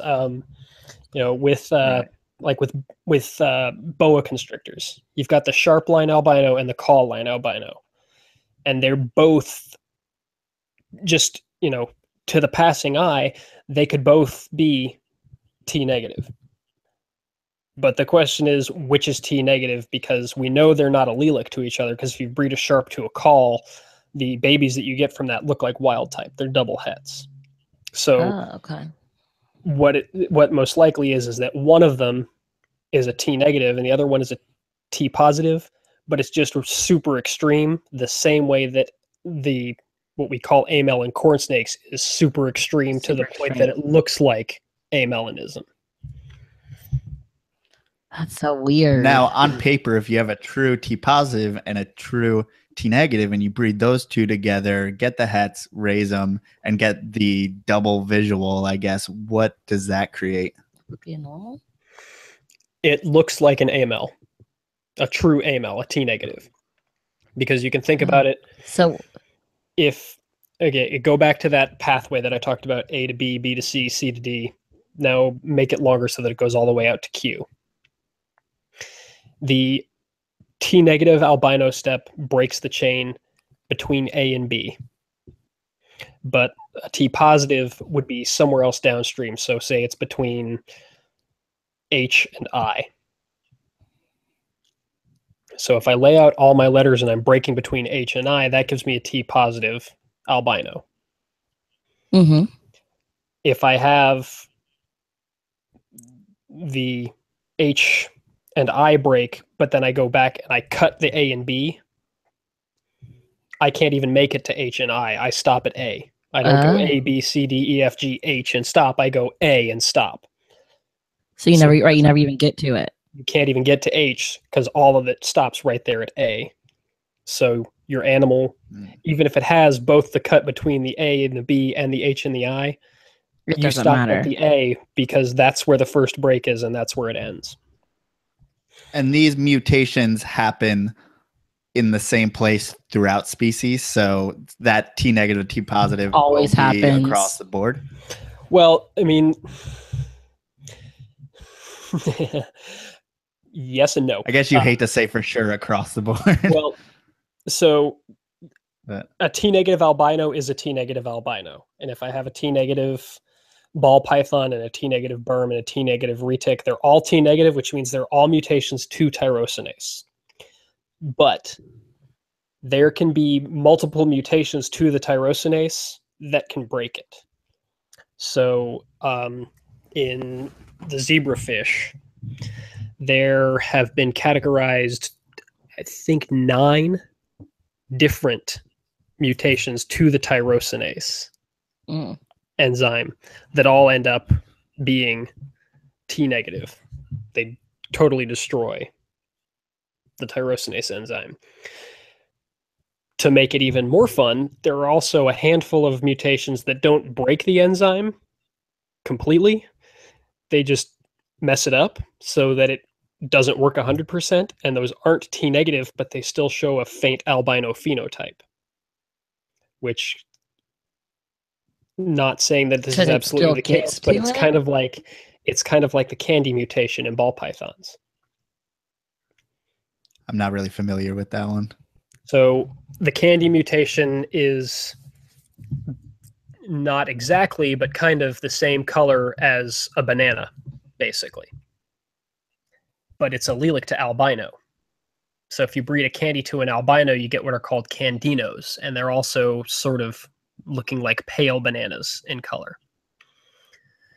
So it's possible that what we have in ball pythons is the albino is a true T-negative, where the mutation breaks the tyrosinase completely. But the candy is a T-positive. It's just that the tyrosinase is functioning at about 10% of its normal level. It didn't completely break it. Right. Now, it's also possible that the mutation is somewhere else, and you've got the same thing going on where it's like AML and ultramel in corn snakes, where, the first mutation is just really extreme and it mimics looking like a T-negative. And then the second one is not as extreme, and that's why it looks, different, but still somewhat albino. Right. You got a question? Okay. Yes. Can you hold? I don't have a question. They have a question. But I read it. So another question: what determines codominance rather than more of a mix? For example, a blue and red showing on one, but then purple showing on another. I don't get the question, but I'm reading. Well, I think the nature of that makes it not codominant. I believe what she's saying is, I don't know. No, that's not my question. I just read it. Okay, I'm just gonna take a stab in the dark. I think they're talking on like a more macro level. Like if you have a red gene and a blue gene, then why isn't the animal like red and blue striped, and instead it looks purple? And the reason for that, I mean, it's kind of like how you see the expression of pigment. Pigment in animals is usually expressed, microscopically, where you have, a small cell that expresses the red pigment and then a small cell next to it that expresses the blue pigment. So when you have those scattered all together, if you get down and look real close, right? If you get down and look real close, you can see the individual red cell, blue cell, red cell, blue cell, red cell, blue cell. But when you back up, all you see is the blended color reflection, so you get the purple. Okay. So that makes sense. So to us, it looks like a mix because we're just looking at it. Right. But if you go all the way in, you're going to see that codominance. Mm-hmm. Okay. Second question. Someone wants to talk again about Cos Mojave. What? I don't know what. She said, "Can you please explain to Joe what a Cos Mojave is? Because he doesn't think it's a morph." Well, he said that last week. I don't know. I still don't know what a Cos Mojave is, but this person lives in the UK. I've never heard of Cos Mojave. I only know Mojave. Right. Yeah, We still don't know. They just put COS Mojaves that are a thing in the UK, but we don't worry about it. We don't know what they are. No worries. So we were talking about mutations come from and how a lot of people I mean, we've seen incubation things happen, whether it be, fungus growing on the egg or temperature swings. And we see, like, in ball pythons, we may see those, like, tiger animals, I think is what they called them back in the day, or like banded animals and different things that we see from temperature spikes. Do you know exactly why that happens during development and why it's not hereditary?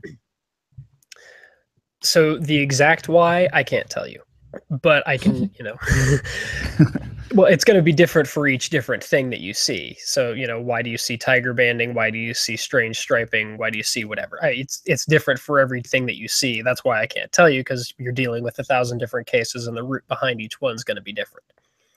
But basically, you get a temperature spike at some point, and you can think of it as, genes, cells, everything, when they get heated up, they speed up. When you boil water, it shakes and shivers, and that's what causes it to bubble and boil. It's kind of the same thing. You heat up the cells, then they start working faster, things move faster. Well, if you heat it up and the cells move faster and the proteins jump faster, then the timing that they're supposed to happen doesn't happen right, which causes sort of an echoing effect that gets passed on. Now, why isn't that genetic? Well, because it's not the gene that's the problem. All the genes are normal. It's the heat that caused the whole process to get sped up. So basically, it could provide results visually, but at a micro level, isn't working the same as our mutations. Right. You get a fungal infection. What you could potentially have is some of the proteins from the fungus, like a toxin or a secretion or something, gets into the egg, and again, it causes something to happen where the gene, gets turned on differently or something. But again, the genes for the animal aren't being changed, just the way they're getting turned on and the way they're being expressed is different. Because of the fungus. Right, because of the fungus. But because the genes are still perfectly normal in the animal, then when that animal breeds out, it's just passing on normal genes. It's not passing on... Unless somehow another fungus got in. But it's not passing on whatever weird thing happened to it in the egg. That was an outside influence. Gotcha. That makes sense. And now when genes mess with development, as far as, your super spider or your caramel that may have kinking, what's going on there when obviously maybe the single form of it doesn't fully affect the animal, but you get that smell and you get kinking and stuff like that? That's, like with kinking and caramel, when you only have the single form and it's het, the wild type protein is there to behave normally, so you're not suffering from whatever imbalance problem there is. You get the homozygous form, there's nothing there to act in the correcting manner. With spider, it's, more that Lego analogy that I made, where, you've got the one spider gene and your brick that's being made by the spider gene is causing the whole structure to get messed up enough that it's just constantly getting weirded out. There's no way you can correct it because you can't build the proper box at the end as long as the spider gene is present. You're going to ask Lily? I'm not sure exactly what Lily Pad's question is. I don't know either. We just read the questions we get. Why do some snakes have vestigial? Is that how you say that word? Vestigial legs. Vestigial legs. Is it a certain breed or gene?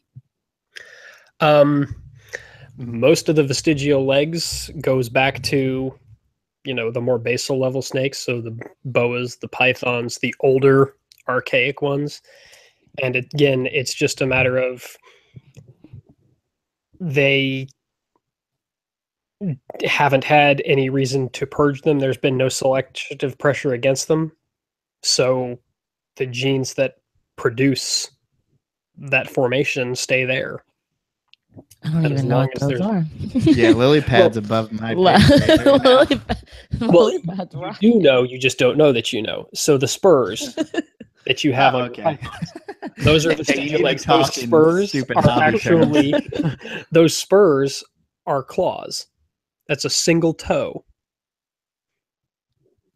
on the snake. And if you look at the skeleton there, you can actually see that it's a toe and a leg and a hip.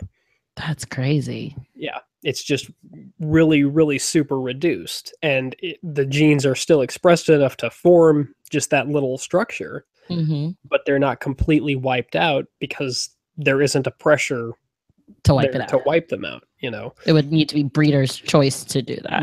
Now we need to be nature's choice. I mean, if you look at certain species, my rubber boas, they've got spurs, but they're super tiny, and part of the reason is because rubber boas are a lot more, terrestrial, and they'll also burrow, and having something stick out,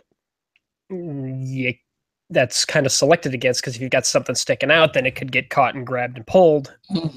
So they tend to be a lot more reduced in, the burrowing species. Same with Kenyan sand boas. The spurs are there, but they're really, really tiny. And then I thought in those species, you can actually tell, I'm not sure if it's the rubber boa exactly, but you can tell male from female because of the spur length. Because of the spur length, yeah. And that's part of a selective pressure being maintained, is the males will spur the females. So the males tend to keep theirs for at least long enough for stimulation for breeding, while the females don't have to keep a hold of them. See on like retics, you'll see them move. It's kind of creepy, but they will to take it there. Whoa, a little wooing action. And then in the corn snakes you see like the twitching action, but it's just a different. They don't have any spurs. They just use their body. But they're still twitching that lower half of their body. So near the behavior is there, but the spurs as a stimulus have been lost, so they're using just that lower half of the body instead. That's and while we were talking, I did a quick Google search on Cosmojave. What it appears to me is that it's just another allele in the blue eye group that is, out of Africa, that resembles a Mojave. So it's probably just, another instance of it occurring the same way. We've got the Ralph Davis line of lesser, and then there's the Noah line of lesser, and there's somebody else who's got a line of lesser. They all look the same. It's the same or similar mutation. Right. There you go. Yeah, it's just another allele in the group that looks like a Mojave and acts the same in every sense. It's part of the blue eye group. You breed it, you're going to get a super that's a blue eye. It's not a radical surprise. I know of a couple of other people who've got similar morphs. I know there's ones floating around in the background called a striped Mojave, which it's not really a Mojave, but it looks a lot like a Mojave, except they have a tendency towards striping, which, And at some point, we don't see any types of line breeding in ball pythons. Is the possibility still there just as much as in, some of our colubrids and stuff, that we don't have as many mutations, so we line breed? I think there's too many in ball pythons. Yeah, I think the problem is that there's too many in ball pythons. And so people generally, it's also kind of a mindset, especially early on with ball pythons. It was just get as many damn genes into the animal as possible because, it's a powerhouse breeder. Okay, It doesn't matter that it is ugly as sin. It's got 17 genes in it, man. I can breed it to anything and make anything, but it's ugly. Right. And I think we're starting to see a little bit of deflection from that now. You see some people who are working towards refining cleaner lines of stuff. Ozzy with his Orange Dream. He's really pushing that. Bob O'Brien has got the Orange Dream too. He jumps in, and he's definitely been doing some selective breeding along the same lines.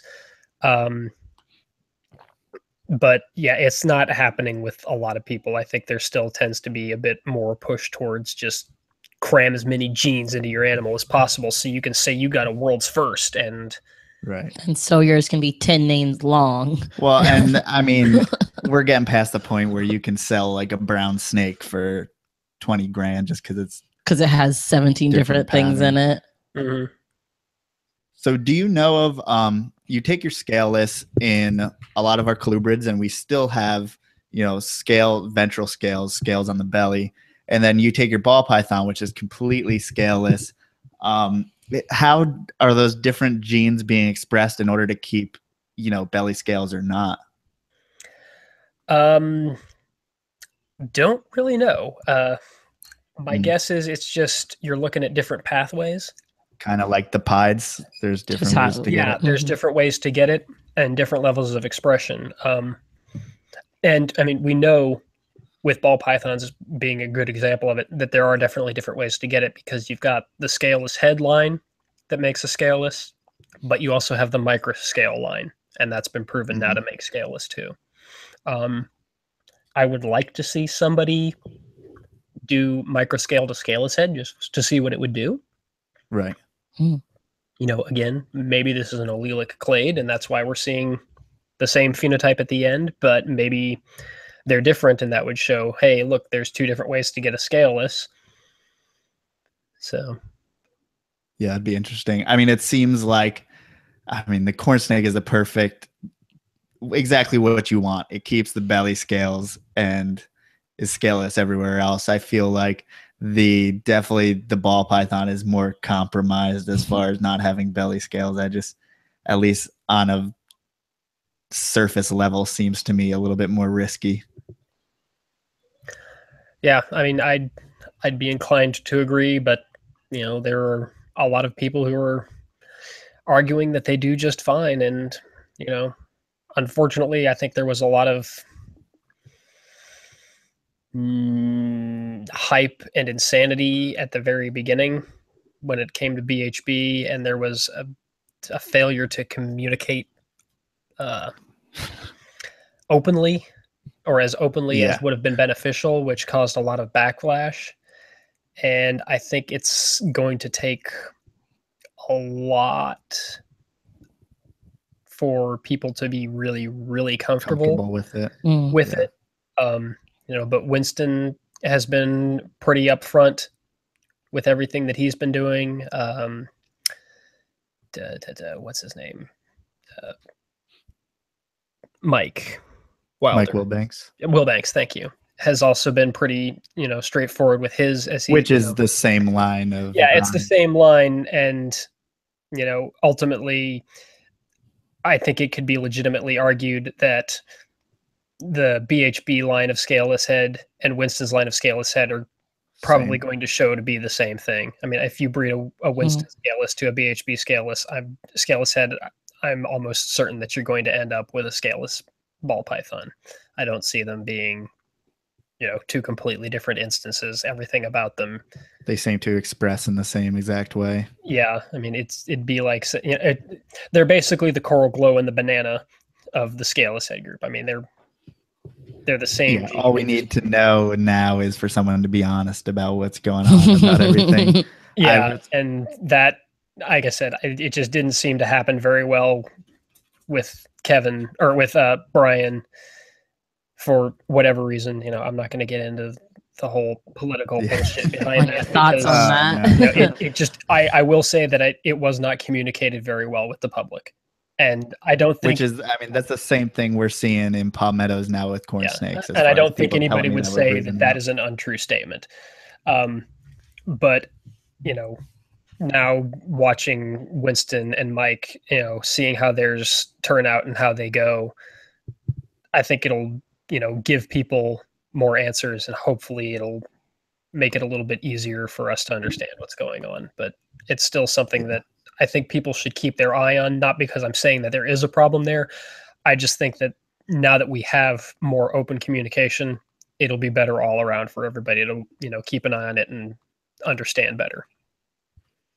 Right. Yeah. I mean, I think it's hard sometimes when people have 50 grand or something in an animal, to be completely honest, when you got to make your money back, I guess. But I don't know. Snake stuff can be kind of weird like that. Yeah. But I mean, as far as you know, how do they basically know, like, well, we need to at least keep the ocular scale intact? Like, it's just crazy how that do you know any idea? Because like, we're not purging in So it's like, it's not like that survived in the wild because it would never had the chance to be purged. How do we just get so lucky to keep ocular scales and stuff like that? My guess is it's sort of a pathway expression thing. The way that scales are laid down is expressed differently through different parts of the body, and it's expressed specifically for the eyes differently than it is for the rest of the body. I mean, the animals, while they're scaleless, they still shed their skin. Right. Which is still a keratin layer. So I don't know that it's true to say that they're really scaleless so much as it's their scale non-formed.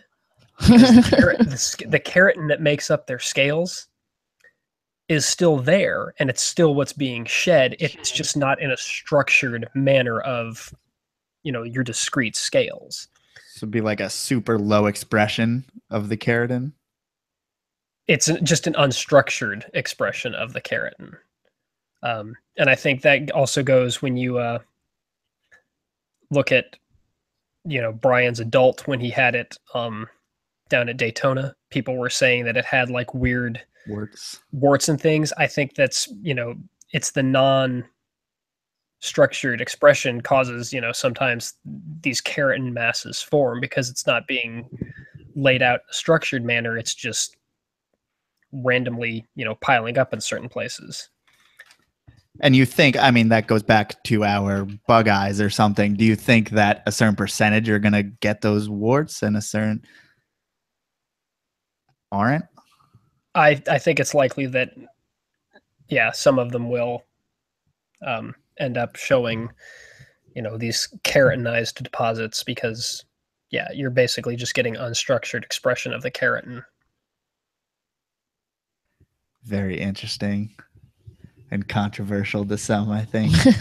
And I'm sure that I've probably just made a bunch of enemies by saying that I think it's likely that it'll happen. But, again, this is about honesty, and, right. You have to think about, what it is that's really happening in these animals. And if you think about it in a broad sense, then it's probably that the keratin is there. It's just not being structured into scales shaped patterns. And that's why you still get the scale over the eye, because that's structured differently than the scales in the body. And when they shed, they're shedding a keratin layer. It's just not that structured keratin layer. Yeah, because I mean, you still get a I mean, I haven't seen a shed skin, but I mean, obviously. Yeah, I don't know what it looks like. A scaleless more like shed a stocking skin. rather than a snake shed, or I haven't seen the sheds on the scaleless either. Okay. Yeah, I have no idea. I don't even know what it would look like. I just think we're getting so weird. When ball pythons start having droopy ears, then that's it, man. I'm out. But just so many weird things that's going on in our gene pool. I think we just don't know enough about scaleless yet. Yeah. Do you think that maybe our selection of things that aren't normal could possibly allow for more room, as far as we're selecting for spontaneous mutations? Would that ever make it a higher instance of mutations popping out of eggs in captivity? No, because the rate of mutation is just a random thing. Okay. There's you're just as likely to put your 7-gene male in with your 3-gene female and pop out something new as you are to stick 2 wild types together and pop out something new. It's just a completely random chance. Okay. Yeah, that makes sense. I think we're going to lose. I mean, at a certain point, we're going to have so many. There's not going to be many 1-gene animals where we're going to be able to take apart and find these new mutations if they happen. Yeah. We're going to, randomly have a snake that comes out some type of weird pied, but never be able to outbreed it and separate all the genes. Do you think that maybe there's some type of crazy overlap? And I forget what it is in ball python. Some people just say it defaulted to pied, you know, like some of the champagne stuff goes to pied, or I don't know. Yeah, the champagne extreme ringers, that's another long conversation that I've had with a number of people. So that kind of goes back to the nature of the mutation itself, which is, you know, if you look at champagne, basically what it is it's unstructured expression of pigmentation over the animal. There's no, you know, patterning. It's just the brown and the gold are all thrown in a great big mash. And if you think about basically running along the spine is a conveyor belt of buckets that runs the pigment down and then dumps the pigments in the right places to have them expressed. When you get down to your vent area, there's a major change in body structure because that's where the hips of these animals would be. So the way the body is laid out there changes from, you know, backbone, backbone, backbone, backbone, hips, and tail. So because you get that change in body patterning, the way the conveyor belt system there changes. And if you disrupt it too much, you just dump all pigment out, so you get those ringers. And depending on the other mutations that you add to it, if they have a similar hiccup factor, then you could see over expression of that. So like with the black pastel group, you know, you see ringers spontaneously forming in those. So when you have two different morphs that have spontaneous ringer formation, then you're kind of adding one to the other and getting much larger expression of ringers. You know, pieds, because of their nature, also tend to get ringers. That's why almost every champagne het pied has got a massive ringer going on up to looking almost like a pied animal. So the default to pied is kind of a misnomer. It's more just it's expressing at a higher degree that transition area default or disruption. Okay, that makes sense. That's explained that everything stems from the tail. It's not like you're defaulting to pied and all of a sudden there's a pied marker on its middle of its body it's or towards the head. The bottom. Yeah, it's pretty much always come from that ringer at the tail. Oh. Well, I think we're coming up on 2 hours now. I mean, we talked about everything. Like I said, I was going to give you an outline of things we were going to talk about, but who knows? At the end of the day, you talk about a bunch of random stuff wherever our brain goes. Hopefully, we didn't confuse ourselves too much, or we, I don't know, aren't too slow to pick up on some of the stuff you said. Hopefully, we didn't look too stupid from our end. Hey, you know, people have questions, you guys get answers, and there's nothing stupid about asking questions. That's yeah. I mean, I certainly that goes back to that ignorance thing. Like I said, you know, I acknowledge my ignorance. we all have ignorance. We all have to embrace it, and the best way to embrace it is to say, I don't know what that is. I'm going to ask a question. I'm going to say, I'm ignorant of this and I want an answer. Can somebody help me? And right, you know, if I can help, I am happy to. Realize that, you know, there are still some things that I'm going to throw my hands up in the air and be like, I got no idea. You know, and sometimes, you know, what I've got's a guess, but I'll tell you, what I'm doing is guessing here. I'm guessing based on, you know, information from other directions that make me think this could be a possibility, but at the end of the day, it's still a guess. But it's more basis than we have to make guesses for the most part. At least most people in the hobby don't have a PhD in genetics, so I think your guess is going to be better than mine. And then, I mean, just people ask me questions about snakes all the time. It's like, I know a very basic and only a few species of snakes. There's so many different things going on. Definitely no expert. Well, thank you so much for 2 hours of your time tonight. Hey, not a problem. Not a problem at all. Thank you for having me on. Absolutely. Hopefully we shed some light about all different types of stuff. And if you do you want to put anything out there? Do you have a business name for your ball pythons or anything like that? No, I'm just, small scale hobby breeder. So no business name or anything. But, if anybody wants to find me, I'm on Facebook, Travis Wyman. You can occasionally find me lurking around forums as Asplundii, ASPLUNDII. Email is the same at Gmail. So if you see him comment about any of your genetic stuff, don't argue with him, guys. Come on. He knows what he's talking about. He knows what he's talking about. Get out of here. You can argue with me, but if you argue with me, make sure that your argument has a little bit more substance to it than more than just you're wrong. Because I'm wrong. Agreed. Isn't a good argument for me. I can't work with you there.